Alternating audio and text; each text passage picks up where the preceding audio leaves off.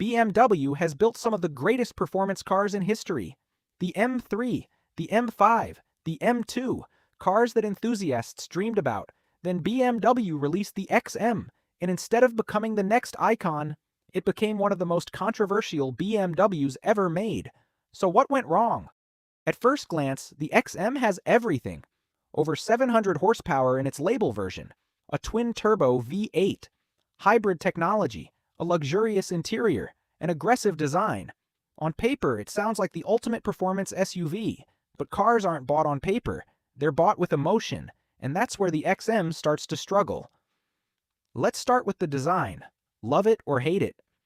Most people fall into the second category. The massive kidney grills, the sharp lines, the oversized rear, the gold accents on some versions. It doesn't look elegant, it doesn't even look timeless. It looks like BMW tried as hard as possible to make sure everyone notices it. The problem is, attention isn't always admiration. For many enthusiasts, the XM simply doesn't feel like a classic BMW. Then there's the weight. This thing weighs nearly 2.8 tons. That's heavier than many pickup trucks. Yes, it's incredibly fast. Yes, it launches like a rocket, but physics still exists. A heavy SUV can accelerate like a supercar. It can't feel like one. The legendary M division built its reputation on balance, precision, connection, driving enjoyment. The XM focuses on straight-line speed and technology instead. For many fans, that's not what an M car is supposed to be. Then comes the biggest question. Who is this car actually for? If you want the fastest SUV, there are plenty of options. If you want luxury, Rolls-Royce, Bentley, and Range Rover already dominate that market. If you want a driver's SUV, BMW already sells the X5 M. And that's exactly the problem. The XM doesn't clearly beat its own siblings.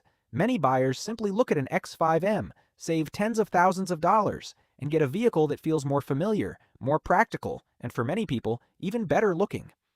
Price makes things even harder. The XM sits in a segment where expectations are incredibly high. At this level, buyers don't just compare horsepower, they compare prestige, history, brand image, emotional appeal. And that's where BMW faces a difficult challenge. People spending this kind of money often want a car with a story.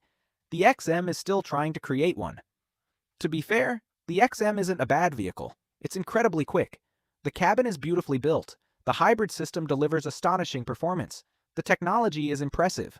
BMW's engineers clearly know what they're doing. But building a great car isn't always enough. People have to want it, and many simply don't. The biggest issue isn't speed. It isn't quality. It isn't reliability. It's identity. The XM doesn't know exactly what it wants to be. A luxury SUV? A performance car? A hybrid flagship? An M legend? It tries to be everything at once. And in doing so, it risks becoming unforgettable for the wrong reasons. Ironically, the XM may become famous not because it was BMW's greatest success, but because it showed what happens when a company moves too far away from what made enthusiasts fall in love with the brand in the first place. That doesn't mean BMW has lost its magic. Cars like the M2, M3, and M5 continue to prove that the company still knows how to build incredible driver's cars. But the XM feels different. It's bold, it's powerful, it's expensive. Yet for many enthusiasts, it never became desirable. And that's why the BMW XM remains one of the most controversial vehicles BMW has ever built. If you enjoyed this breakdown, subscribe for more videos exploring the engineering, history, and hidden stories behind the world's most fascinating cars.